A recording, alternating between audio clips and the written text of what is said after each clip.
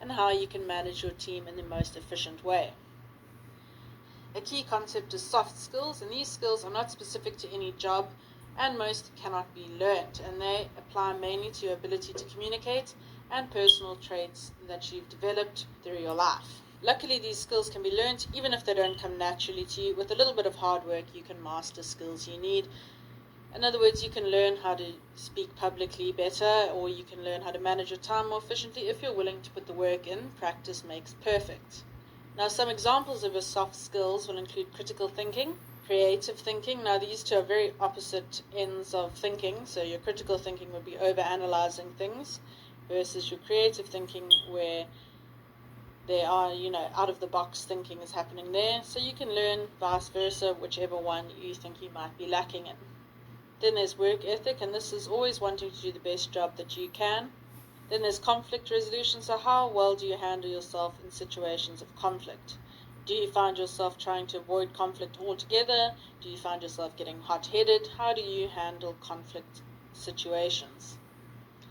And then also an ability to collaborate, in other words, to work with others. These are all key skills, and a few of you are thinking, I'm also very bad at conflict resolution. Well, if you go and do a bit of research, you can figure out ways to build these skills. Now guys, there's no right or wrong answer here. I just want you to think to yourself, just quickly, first off the top of your head, what do you consider to be your strongest soft skill? And go ahead and type this into Morpheus for me, please. I want to see if there are any trends with our project managers. Now on the opposite end, we have hard skills. And these are taught and quantifiable, whether it be a certificate, a professional diploma, a degree, a master's degree. All of it will be quantifiable, in other words, measurable. And these skills will directly link to your career path. Let's break this down into a few examples. So hard skills could be your diplomas and degrees. They could be a marketing qualification, your project management qualification when you finish this course. You could be multilingual, meaning you can speak many different languages. You could speak computer languages, or you might be great at accounting. So these are all skills you go to school or online institutions and build these skills. So these are things that can be taught, they can be measured, and they can be defined. How they say measured is because you can measure someone's knowledge within accounting by giving them practical things to do or even giving them theory tests. So these are skills that can be proven. I'm going to do this to you again. What do you consider to be your strongest hard skill?